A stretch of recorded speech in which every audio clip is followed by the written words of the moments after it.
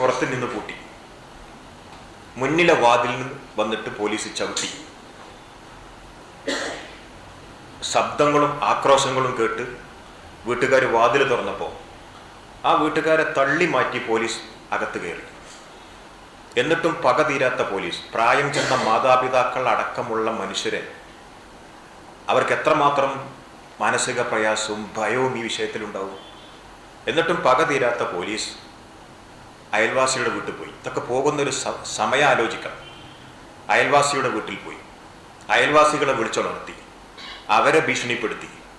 ഇവരുടെ ബന്ധുക്കളുടെ, ഉമ്മൻ്റെ വീട്, സഹോദരിയുടെ വീട്, ഏറ്റവും അടുത്ത ബന്ധുക്കളുടെ വീടൊക്കെ അന്വേഷിക്കുകയാണ്. ഇപ്പോൾ ഇവർക്ക് MSFന്റെ സംസ്ഥാന പ്രസിഡന്റിനെയും സംസ്ഥാന ഭാരവാഹികളെയും MSFന്റെ ജില്ലയിലെ മുൻനിര ഭാരവാഹികളെയും കിട്ടണം. എന്നാലേ ഈ വേട്ട അവസാനിപ്പിക്കുകയുള്ളൂ എന്നിടത്താണ് പോലീസ് ഉള്ളത്.